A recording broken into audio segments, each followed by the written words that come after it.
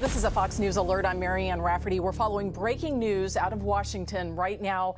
Prominent Republican South Carolina Senator Lindsey Graham has died. His office saying on social media that he died from a brief and sudden illness, but right now no additional details have been released. Ladies and gentlemen, welcome back. I want to start off by sending my condolences to the families of Lindsey Graham, because if you didn't know, he passed last night suddenly, and there are a lot of unanswered questions. And I'm not a conspiracy theorist, but there are a lot of questions that needs to be answered, especially when you look at what Lindsey Graham was doing before he suddenly passed away, and what countries were threatening to take out the senator as well. But let us start by listening to a brief portion of the 911 call to try to figure out what happened to the senator. Watch this. Just got this in just a moment ago. We have some audio from a 911 dispatch call related to the call at the senator's home. Take a listen to what you can hear from that. EMS 6 responders, custom intercept medic 7 on scene, cardiac arrest, please. EMS 6 responders, custom intercept medic 7 with cardiac arrest. All right, so you can hear the words cardiac arrest there. You know, it was a call for cardiac arrest. We have to emphasize that. We cannot confirm at this moment that the senator died of cardiac arrest. It was a call for cardiac arrest that you heard on that 911 call. So that was a portion of the 911 call saying that the senator had a cardiac arrest right after he came back from Ukraine. And what his staff, they're saying, his office, is basically saying that the senator suddenly fell ill after coming back from Ukraine, because he was in Ukraine a few hours before he passed away. And President Trump actually spoke to him when he was coming back from Ukraine, and we're going to be playing that call. But just to try to understand exactly what is going on, because basically he was the senator in the Senate that's always advocating for America's security, advocating for actions against Iran, actions against Russia, actions against China. So he created a lot of enemies over the years, especially Iran in the past couple of days. And to have this to show you, where just 5 days before his death, the late Senator Lindsey Graham defiantly scoffed at an image of Iranians parading around with a poster of a bullseye on his head. And this is that image, and this is what Lindsey Graham posted on X. He said, "At least they use a good photo of me. Judge me by my enemies." And as you can see, this is that image where the Iranians, they had a bullseye on Lindsey Graham's forehead. It was a poster parading this around. So as you can see, the Iranians, they had this poster that were marching around with it. And we know that the regime in Iran, the IRGC and the rest of them, they put out this hit list, basically, where President Trump is on that list. A lot of our leaders are on that list. And then a few days later, one of the hawkish senators in the Senate just suddenly passed away without any explanation. It just doesn't make sense at all. And here I have this to show you as well, where just before his death, Graham was in Ukraine, where he toured a drone facility from the defense company Skyfall and met with the country's President Vladimir Zelensky. During his meeting with Zelensky, Graham remarked on how the Ukrainian leader had a positive meeting with President Trump in Turkey days earlier at the NATO summit. And this is that video of Lindsey Graham in Ukraine meeting with Vladimir Zelensky. And I want you to tell me if you notice anything weird about this video, if the senator looks ill or anything like that. Play clip.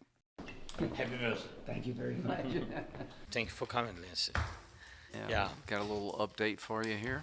Yeah. Just tell me when I can talk. But good visit with the president, right? Yeah, I think that we had really a good meeting. Yeah, the mood was too, good, yeah. and we had some very important results. That was the senator in Ukraine just hours before he passed away after he came back to the United States. And as I said before, I'm not a conspiracy theorist or anything like that, but the senator was looking healthy.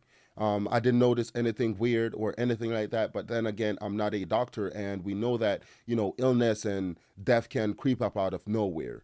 But considering the fact that Iran wanted the senator gone, we know that the Russians, they don't like Lindsey Graham because, for one, he's working to arm Ukraine even more, and two, he's working to sanction Russia even more than how they've been sanctioned. And here's another video of Lindsey Graham in Ukraine doing a press conference where he was planning to get these sanctions through the Senate to impose crippling sanctions on Russia. Watch this. We've reached agreement with the White House on a version of the Russian sanctions bill that they will support. It means it's going to become law. So when I get back to Washington, I'm going to go with Senator Blumenthal to the Republican and Democratic leader to see if we can find time to move this Russian sanctions package that would give tools to President Trump to help end this war. Again, that was Lindsey Graham in Ukraine on his plan to get these sanctions through the Senate, get them passed, and get them to President Trump. So President Trump has the tools to essentially end the war in Ukraine, the Russia-Ukraine war. And Lindsey Graham actually spoke to President Trump, or President Trump spoke to Lindsey Graham when he was coming back from Ukraine. And this is what President Trump recalled from that call. Play clip. What are your thoughts about Lindsey Graham this morning? Well, it's devastating. I thought he was fine. He called me last night. He just got back from Ukraine, and he had a great trip. He was telling me about the trip. He was pushing very, very hard. You probably know he wanted to do the Save America Act that he was talking about that. He was full of vim and vigor. He was tired. He said, "I'm tired," because it's a long trip. But other than that, he was fine. And he called me, I guess, just moments before, because he called me like at 6:30 or something, and the medical people got there a little bit later, right after that. What a terrible loss it is. He's a great politician. He was a natural. There are very few of them. He was a natural politician. Got along with everybody. When he didn't, he was very tough. He was a tough cookie too, but he got along with everybody.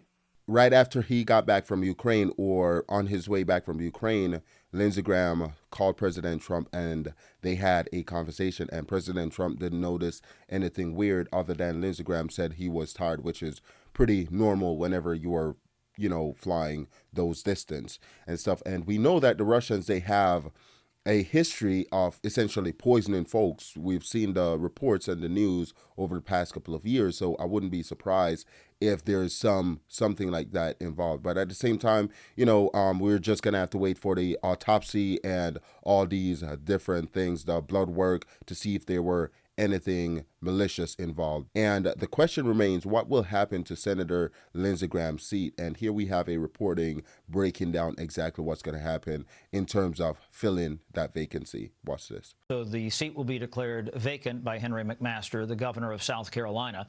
And what they will start to do immediately then, and what I've been told, is that, you can appoint to the Senate. So they would probably appoint somebody, and the question is whether or not they appoint a caretaker senator, and in other words, somebody who's just there, who's not going to run for the seat and is going to serve out the balance of Senator Graham's term, which would end on January 3rd. He had already secured the Republican nomination for another term, a fifth term this fall, and so they would have to have some sort of a snap or lightning primary, I'm told, sometime in the next 5 to 6 weeks, and then that person would be the Republican nominee and would face Democrat Annie Andrews, who's already been nominated in the fall. It's a Republican state. It probably stays in Republican hands. Now, the question is about the who.